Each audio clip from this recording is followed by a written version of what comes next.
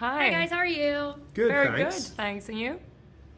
Good. So to start, Alicia, I love the musical Six very much, and one of the things I love about that musical is Catherine Parr's song, where she talks about how she is someone who had a woman paint her and did all these things for women's rights, but she's constantly connected back to Henry. And I really loved in this movie that your Catherine Parr got to kind of have that story of her own outside of just her connection to Henry at the end of his life. For you, was it important to make sure that that aspect of Catherine Parr came to life in this movie and that she was somebody who did do all these things? Yeah, I think you're absolutely right. All these women, they're kind of mostly known for being Henry VIII's wife. And I think, here in this story, we were able to kind of honor and lift forward all these aspects of Catherine Parr that are quite remarkable.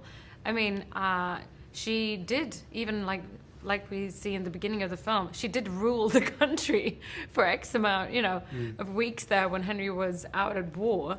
What a remarkable thing that was. And also, obviously, that she published her books under her own name, being the first one in British history.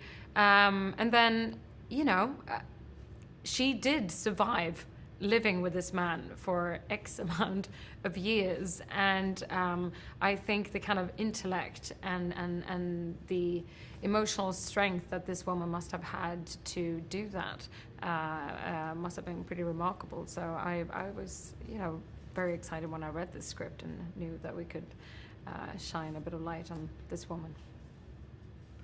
Yeah, and on the flip of that, Jude, I'm a millennial, so I grew up watching you in so many movies and things like that, and then to see you go into the depths of Henry VIII when we all know him as probably the worst he was, where he was this guy who was struggling with all these diseases and he has everything wrong with him, and you got to really kind of lose yourself in that. I'm trying to be nice to Henry VIII, but you got to in that version of Henry VIII. Was it freeing as an actor to kind of be I'm playing this man at his grossest, and I get to just bring that to life and not have the trappings of I'm Jude Law playing Henry VIII? There were so many elements that you could lose yourself in, absolutely. And just thinking about what it would have been like, again, not necessarily to excuse him or to garner sympathy, but just to sort of understand, given the period and physically what he was going through. Here's the thing, for him to be the real tyrant and the real threat, he had to be whole, right? He couldn't just be bad and evil, because then it's sort of like a kind of pantomime villain. And so trying to understand the threat he really posed to Catherine in the way that Alicia just described, completely irrational, with all this power on his side, but handling, these wounds in his legs and indeed his inability to move, having once been graceful and sporting and attractive, was kind of at the heart of it, was really key to finding out why this guy was so dangerous.